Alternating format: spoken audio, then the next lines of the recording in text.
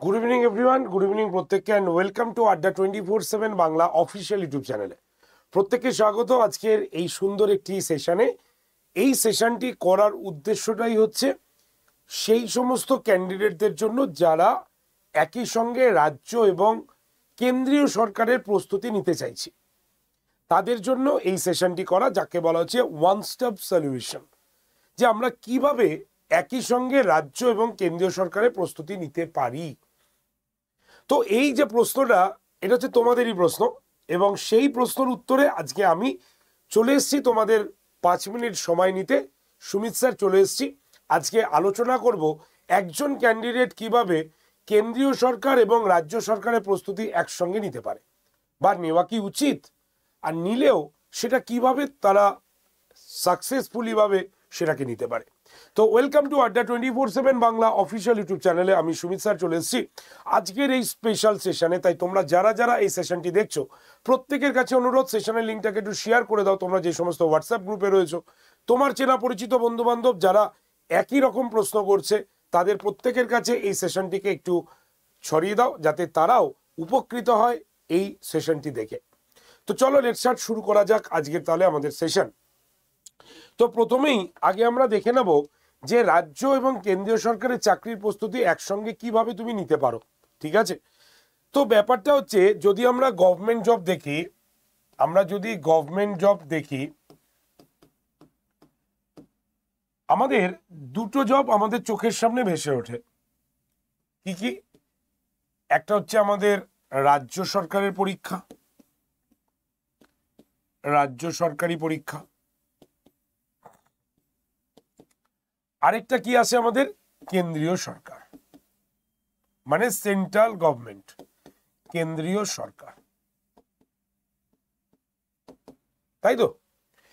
তাহলে এই যে রাজ্য সরকারকে আমরা দেখছি, রাজ্য সরকারের যে পরীক্ষাগুলো হয়ে থাকে, আমরা জানি public service commission, state staff selection commission, এরাই মূলত এই পরীক্ষাগুলো নিয়ে থাকে, তাই তো?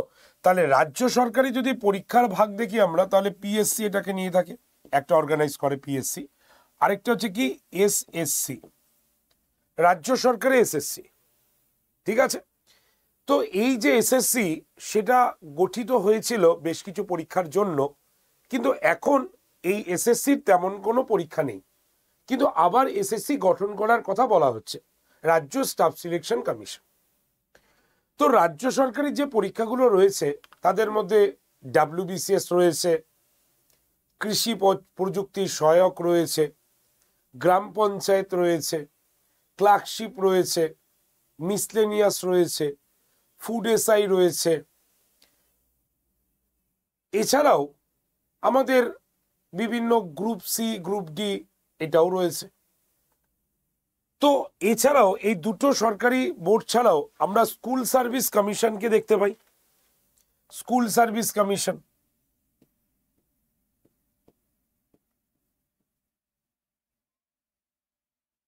ঠিক আছে, স্কুল সার্ভিস কমিশন আছে।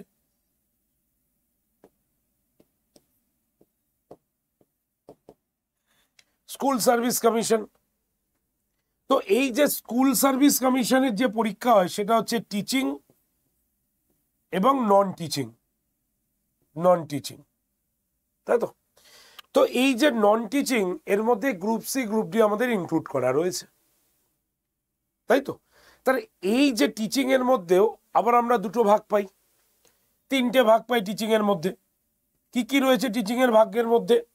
একটা হচ্ছে প্রাইমারি, ঠিক আছে, একটা হচ্ছে আপার প্রাইমারি, ঠিক আছে, এবং আরেকটা হচ্ছে একদম 9, 10, 11, 12, মানে 9 to 12, এই একটা আমরা ভাগ পাই।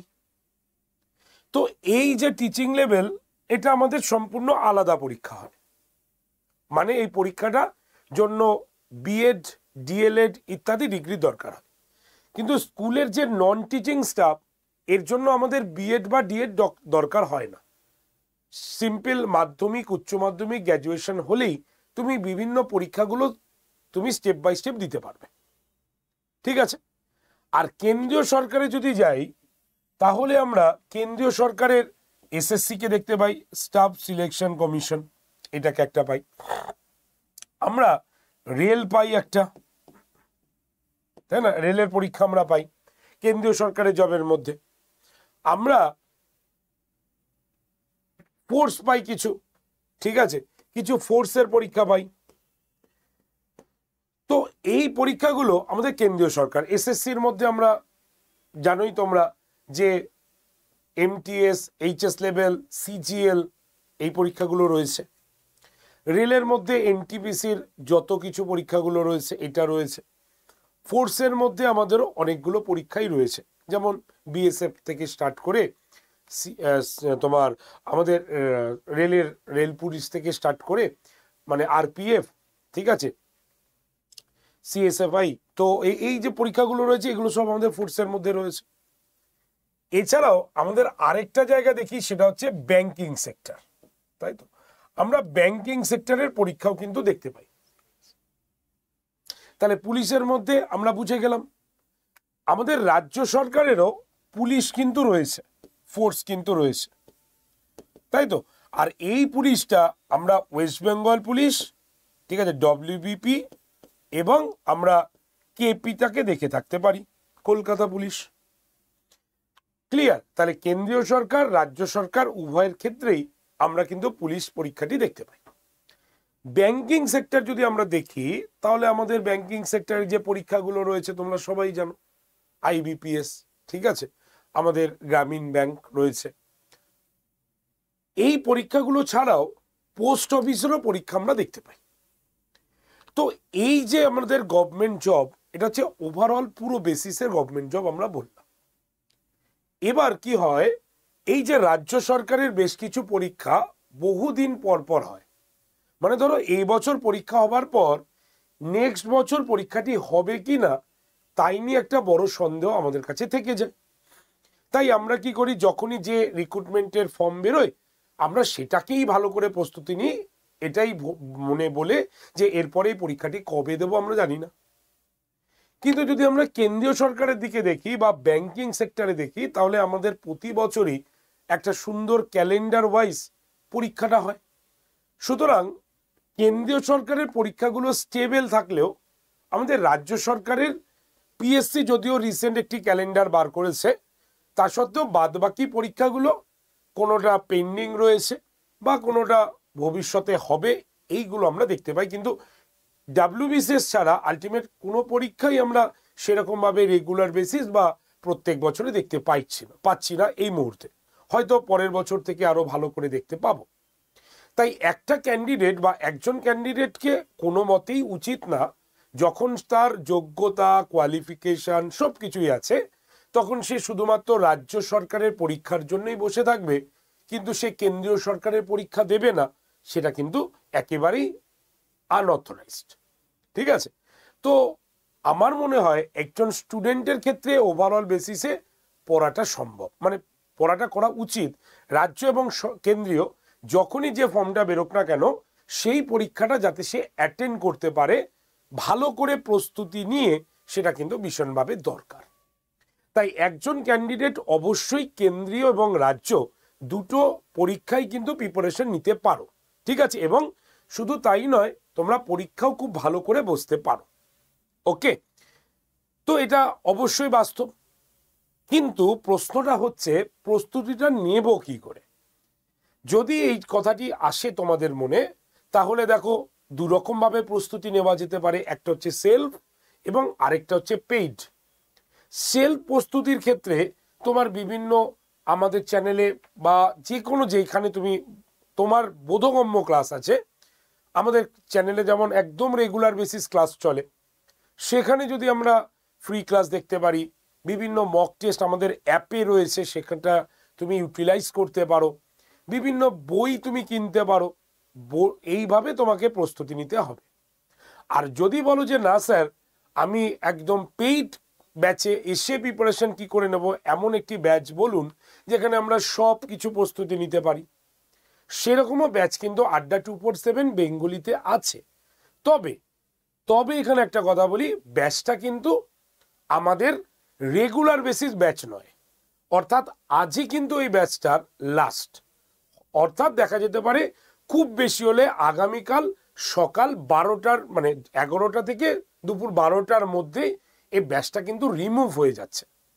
কারণ যেহেতু আমাদের আড্ডা 247 বেঙ্গলি সাবস্ক্রাইবারের সংখ্যা 1 মিলিয়ন হয়েছে, তাই আড্ডা 247 বেঙ্গলি এটাই ঠিক করেছে যে তোমাদের জন্য এমন একটা গিফট আনা হোক যে গিফটে তোমরা সমস্ত কিছু একসঙ্গে চাকরির পরীক্ষার প্রস্তুতি নিতে পারো।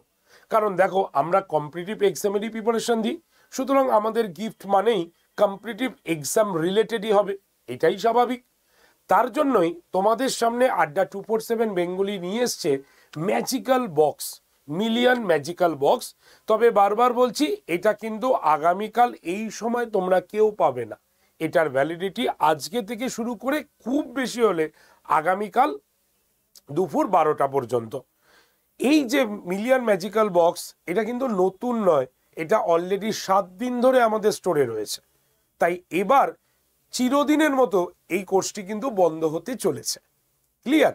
তো এই ব্যাচটাতে আমি কেন ফোকাস করছি, কারণ এই ব্যাচে ভর্তি হলে তুমি প্রত্যেকটা লাইভ ক্লাসগুলো পেয়ে যাচ্ছ, যেটা রাজ্য এবং কেন্দ্রীয় সরকারের পরীক্ষাতে দিতে তোমাকে সাহায্য করবে। যেমন কি কি ব্যাচ রয়েছে, এক হচ্ছে ক্লার্কশিপ ব্যাচ, তোমরা জানোই ক্লার্কশিপের পরীক্ষা সামনেই। যেমন মিসসেনিয়াস ব্যাচ, মিসসেনিয়াসেরও পরীক্ষা রয়েছে সামনে। আইসিডিএস এর ব্যাচ, পঞ্চায়েতের ব্যাচ, সঙ্গে পঞ্চায়েতের সঙ্গে group C and group D দুটোই কিন্তু একসঙ্গে রয়েছে। আইডিও ইন্ডাস্ট্রিয়াল ডেভেলপমেন্ট অফিসার নতুন ব্যাচ। টেট একদম নতুন ব্যাচ, যাদের ডিএলএড রয়েছে তারা কিন্তু এর মধ্যে টেটও পেয়ে যাচ্ছে। ব্যাংকিং ব্যাচ, যারা ব্যাংকের পরীক্ষা দিচ্ছ তাদের জন্য ব্যাংকের সম্পূর্ণ নতুন ব্যাচ। এসএসসির ফাউন্ডেশন ব্যাচ, সব থেকে বড় কথা, যেখানে তোমার এইচএস, এমটিএস, সিজিএল সব প্রস্তুতি হচ্ছে। এছাড়াও যারা শুধু এমটিএস নিয়ে পড়ছো তাদের জন্য টার্গেট এমটিএস ব্যাচও রয়েছে। শেষ হয়নি, তোমরা দুর্বল হচ্ছে দুটো জায়গায়, এক হচ্ছে অঙ্ক এবং আরেকটা হচ্ছে রিজনিং। তার জন্য ঠিক করা হয়েছে, মানে এটা সবার জন্য বললাম না, অনেকের ক্ষেত্রে না, ম্যাক্সিমাম স্টুডেন্টের ক্ষেত্রে ভয়ের জায়গা অঙ্ক, রিজনিং। তো তোমাদের জন্য আরও একটি ব্যাচ যুক্ত করা হয়েছে, সেটা হচ্ছে রিজনিংয়ের দাদাগিরি ব্যাচ এবং ম্যাথসের জন্য আলাদা একটি সেপারেট ব্যাচ। তাহলে এই যে মিলিয়ন ম্যাজিক বক্স, এখানে কিন্তু পুরনো ব্যাচ নয়, এইগুলো সব কিন্তু আলাদা আলাদাভাবে ভর্তি চলছে। যাদের ক্লাস শুরু হচ্ছে আগামী সপ্তাহে কোনোটা, তার পরের সপ্তাহে কোনোটা ক্লাস কিন্তু আমাদের শুরু হচ্ছে। তো সেই রকমই নতুন ব্যাচ তোমাদের এই মিলিয়ন ম্যাজিক্যাল বক্সে দেওয়া হয়েছে। তাই এই ব্যাচগুলোকে যদি তুমি আলাদাভাবে কেনো না, তাহলে এই ব্যাচগুলোর টোটাল দাম পড়বে কিন্তু 24,000 টাকা। কিন্তু আড্ডা 247 বেঙ্গলি তোমাদের জন্য Y368 এই কুপন কোড ইউজ করলে এই ব্যাচটার দাম নিয়ে এসছে মাত্র 3,800 সামথিং, মানে ওই 30-40 টাকা ম্যাক্সিমাম হবে। তো 3,800 সামথিং টাকার মধ্যেই তুমি কিন্তু এই যে 10টা ব্যাচ একসঙ্গে পেয়ে যাচ্ছ। আর এইটা কিন্তু আগামীকাল আর আমি কথা বলতে পারবো না, কারণ আগামীকাল এটা আর থাকছে না, চলে যাচ্ছে।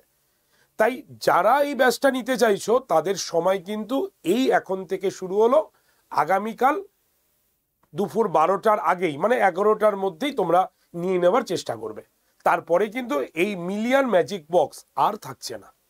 তাই বুদ্ধিমানের কাজ হবে, যারা কেন্দ্রীয় সরকার, রাজ্য সরকারের দুটোরই প্রস্তুতি চাইছি, তারা আমাদের এই মিলিয়ন ম্যাজিক্যাল বক্সে অবশ্যই অ্যাডমিশন নেবে। তো এবার বলি অ্যাডমিশন প্রসিকিউট কি আছে। প্রথমে আড্ডা 247 অ্যাপটা প্লে স্টোর থেকে ডাউনলোড করতে হবে।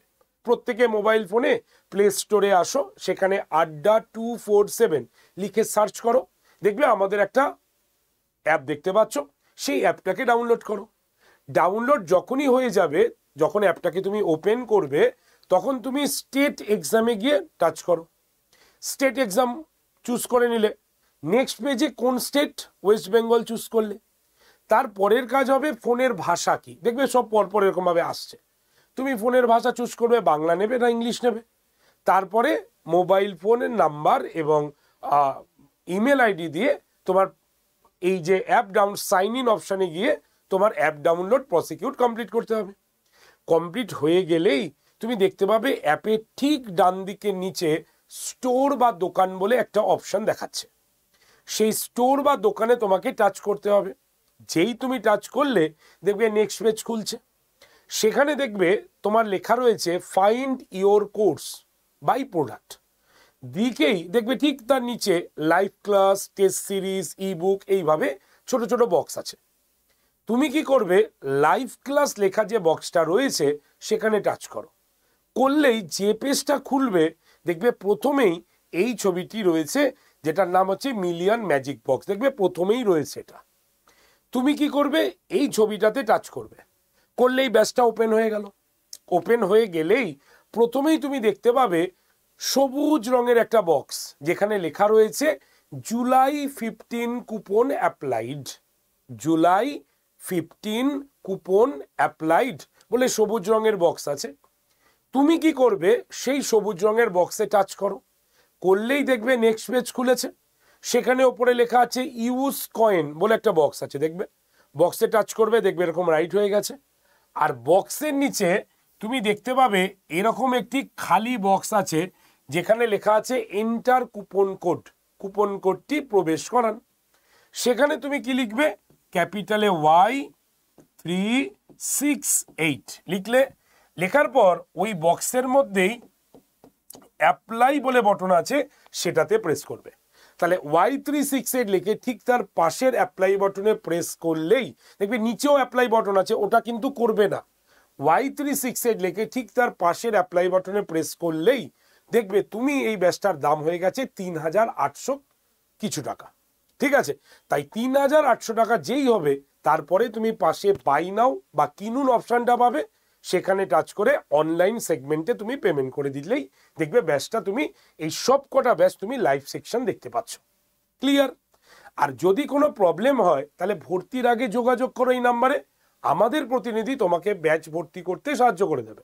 নাম্বারটা লিখে নাও। নাম্বার হচ্ছে 8013492626। আরেকবার বলি, 8013492626। এই নাম্বারে অবশ্যই ফোন করো।